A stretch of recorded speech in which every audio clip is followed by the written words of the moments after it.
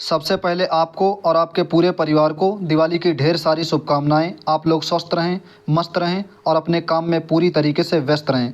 जी हाँ दोस्तों, आज के वीडियो में बात करेंगे उस वैकेंसी के बारे में जिस पे हम सबकी निगाहें टिकी हुई हैं, या यूँ कह लीजिए दिल के बहुत करीब रहने वाली वैकेंसी, यूपी पुलिस 60,244।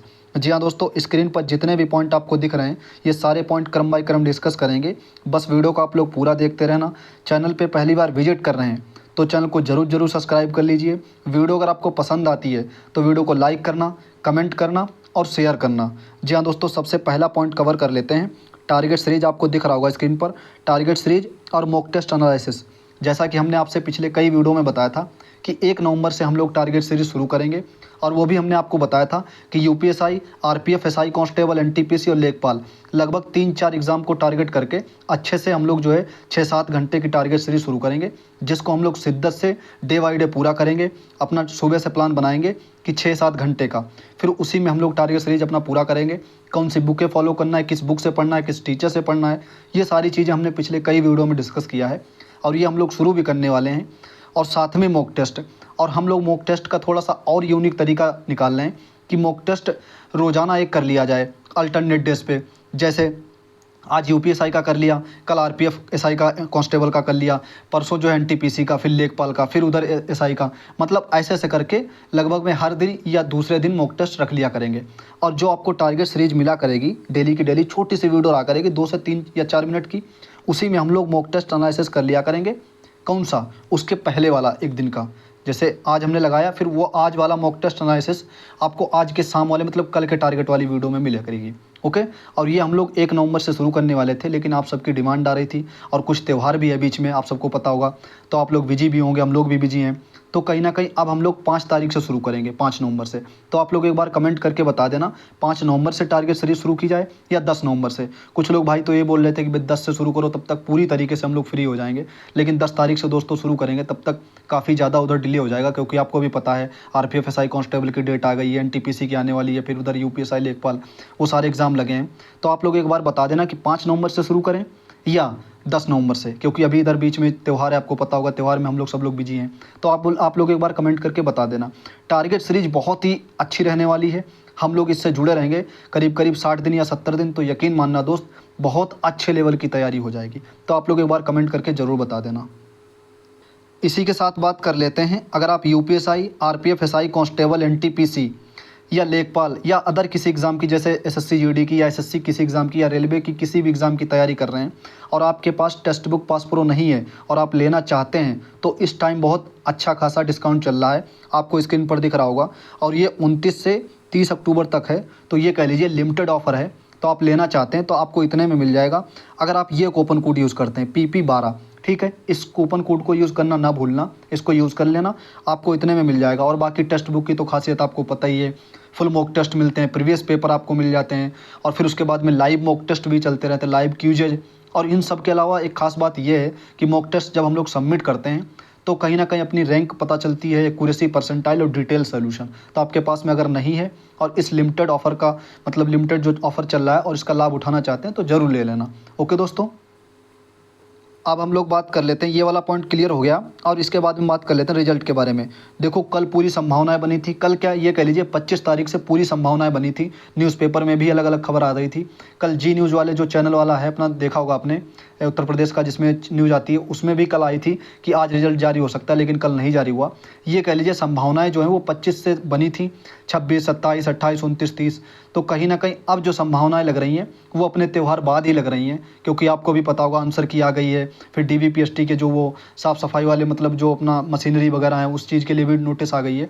तो इन सब को देखते हुए कि रिजल्ट त्यौहार के बाद में जस्ट आने की मतलब उम्मीद है, तो आप लोग जैसे अभी रेस नहीं शुरू किए हैं और आपका ठीक ठाक मार्क्स बन रहा है, तो आप सब लोग भाई रेस शुरू कर दीजिए अच्छे से। ठीक ठाक का मतलब ये है कि जो एक्सपेक्टेड कट ऑफ हम सबके द्वारा या अंकित सर के द्वारा दो गूगल फॉर्म भरा के, या जो विवेक सर के, हालांकि विवेक सर ने बहुत ऊंची कट ऑफ बताई थी, लेकिन जो एक्सपेक्टेड कट ऑफ आपको लगता है 100 क्वेश्चन के आसपास, 105 क्वेश्चन के आसपास, या जो हम लोगों ने बताई 195, 190 के आसपास, अगर आपको लगता है कि हाँ हमारा इतने नंबर पे हो जाएगा, तो आप दौड़ ज़रूर शुरू कर दीजिए। क्योंकि मैं भी देखता हूँ दोस्तों, ग्राउंड पे काफ़ी बच्चे आते हैं, तो इतनी अच्छी रेस नहीं है।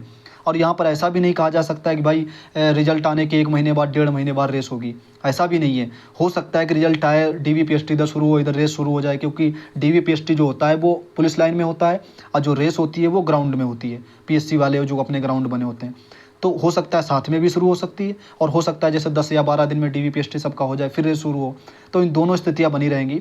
तो आप लोग जो है अच्छे से दौड़ शुरू कर दीजिए, क्योंकि अब धीरे धीरे अपना जो है सारी चीज़ें आने, जैसे फाइनल आंसर की आ गई है जिसका हम लोगों को इंतजार था, अब रिजल्ट भी किसी ना किसी दिन आ ही जाएगा।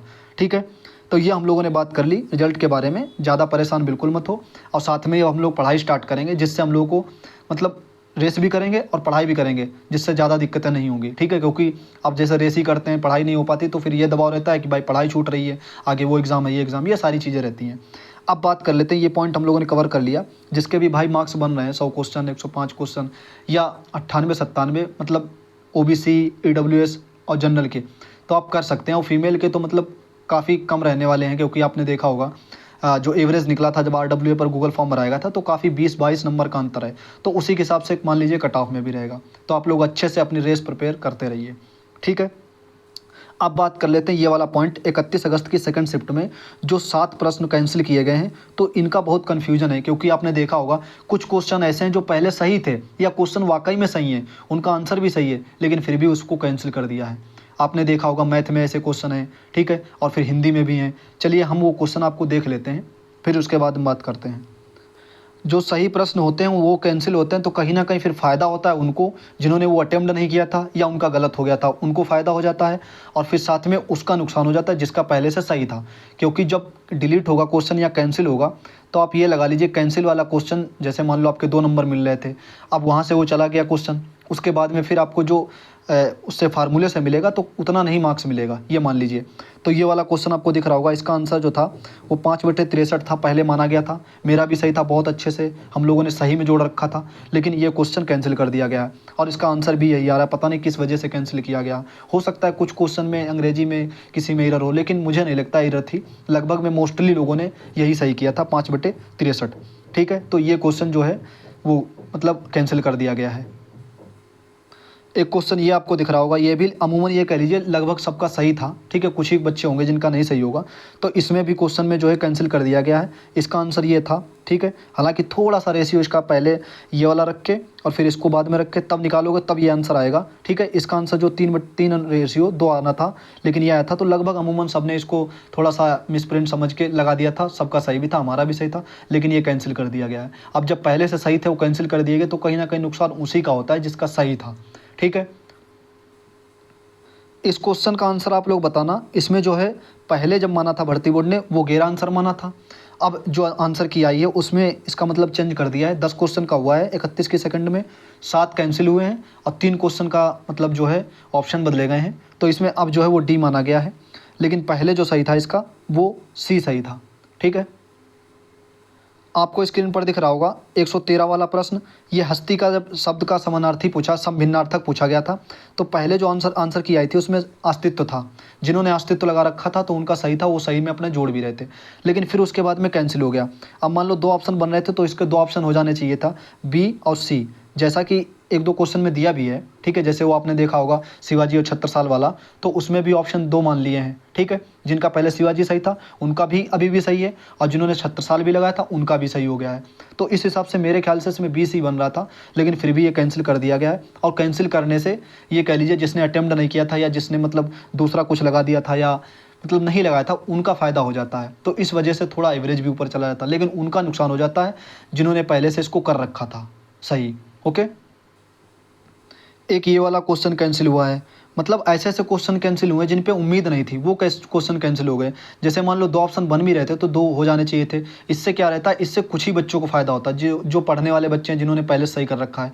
अब जब कैंसिल हो जाता है तो लगभग में ये कह लीजिए फिर उसका फ़ायदा लगभग में जो बच्चे होते हैं उसमें उनको सबको होता है। फिर कहीं ना कहीं शिफ्ट का एवरेज जो है ऊपर जाएगा, फिर वो शिफ्ट ईजी में लग जाती है। लेकिन फिर उधर देखा जाए जिनके सही थे उनके कहीं ना कहीं कम हो जाते हैं। फिर ये आता है कि हाँ भाई उनके भी कम हो सकते हैं जिन्होंने पहले लगा रखा था, तो हो सकता है उस वजह से और एवरेज थोड़ा कम आ जाए। तो ऐसे ऐसे क्वेश्चन मतलब वो डिलीट हो गए, मतलब कैंसिल हुए हैं। आप लोगों का कन्फ्यूजन एक ये आ रहा था कि भाई जो 7 क्वेश्चन कैंसिल हुए हैं या जैसे 7 क्वेश्चन में आपके पहले भी सही हो रहे होंगे, 3 या 4 या 5। अमूमन देखा होगा आपने जो 7 मतलब ये 7 क्वेश्चन कैंसिल हुए हैं, इसमें 3 या 4 जरूर आपके पहले सही होंगे, क्योंकि मैथ वाला वो सही है, फिर एक रीजनिंग का भी है जो घड़ी वाला है, ठीक है। हालांकि घड़ी वाले में थोड़ा सा मतलब वो लग रहा था, वो तो कैंसिल होगा, वो कैंसिल हो गया है।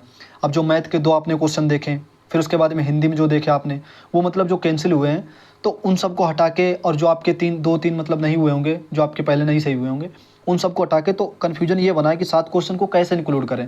तो आपको क्या करना है, आपको अपनी आंसर की चेक करनी है। उम्मीद है आपने ऐसा ही चेक किया होगा। आपके राइट लिखने हैं, ये हटा देना 7 क्वेश्चन, ठीक है। आपका पहले सही था, नहीं सही था, हटा देना इसको। अब क्वेश्चन आपको निकालने हैं 143, मतलब 31 की सेकंड में, और ऐसा सब शिफ्ट में होगा। जिस शिफ्ट में कैंसिल हुए उन शिफ्ट का अपना अपना निकाल लेना, जिसमें 146 बन रहे हो, 47 बन रहे हो। ये हमने पिछले वीडियो में भी मेथड बता दिया था, जो फार्मूला भर्ती बोर्ड ने दिया है, उसको आप लोग अच्छे से जो है देख लीजिए। तो 143 आपके सही जितने हैं, मान लो जो भी सही है, 111 क्वेश्चन हैं, 110 सही हैं। फिर निगेटिव कितने हैं, जैसे मान लो आपके 12 क्वेश्चन गलत हैं, तो जब 12 करेंगे तो 4 तियाँ 12, 3 आपका जो है वो क्वेश्चन हो जाएगा, उसमें से घट जाएगा 111 में से, तब 3 घट जाएगा तो 108 बचेगा, ठीक है। अब 108 को आपको 300 से गुणा करानी है, फिर नीचे जो करना है वो 143 ये आपको करना है। मतलब जितने वैलिड क्वेश्चन हो उसमें, जितने सही क्वेश्चन उस शिफ्ट में, वो आपको जो है नीचे करना है। ये मेथड है इसका, ठीक है। तो आप लोग, उम्मीद है कि ये चीज़ समझ गए होंगे। अब आप लोग बताना, जो 31 की सेकंड में है या आप किसी भी शिफ्ट में है, जैसे 30 की सेकंड में जहाँ 6 क्वेश्चन कैंसिल हुए हैं, उनमें से आपके पहले कितने सही थे, या कुछ क्वेश्चन ऐसे आपको लगता है कि भाई ये सही है बिल्कुल, उस पर कैंसिल नहीं होना चाहिए था, या 2 ऑप्शन हो सकता माने जा सकते थे, फिर भी कैंसिल हो गया। आपके ऐसे कितने क्वेश्चन, आप कमेंट करके ज़रूर बताना। आपके क्वेश्चन बढ़े हैं या घटे हैं, ये भी कमेंट करके बताना। तो ये जितने भी पॉइंट आज के वीडियो में थे, वो सारे पॉइंट हम लोगों ने कवर कर लिए। अगर फिर भी कोई पॉइंट छूट रहा है तो आप कमेंट करके ज़रूर बताना, ठीक है। मुझे नहीं लगता कोई पॉइंट छूटा है, अगर फिर भी छूटा है तो आप कमेंट करना। वीडियो आपको कैसी लगी, मतलब शेयर कर देना वीडियो, और लाइक करना। और जो आपका मतलब निकालने वाला क्वेश्चन बना था, वो भी हमने बता दिया कि जितने आपके डिलीट हों वो हटा के, आप जो सही हैं उसमें से अपना निगेटिव हटा दो, जो इनकरेक्ट वाले हैं उनको हटाने के बाद में आप 300 से गुणा करा के, और जो वैलिड क्वेश्चन है उसमें डिवाइड करा के अच्छे से अपना स्कोर देख सकते हैं कि इतना मेरा रो मार्क्स आ रहा है, ठीक है। ऐसा करके आप लोग देखना कितना आपका स्कोर आ रहा है, तो कमेंट करना। ये सारे पॉइंट थे। उम्मीद है कि वीडियो आपको अच्छी लगी होगी, पसंद आई होगी। मिलते हैं दोस्तों अगले वीडियो में, अपना ख्याल रखिएगा। जय हिंद।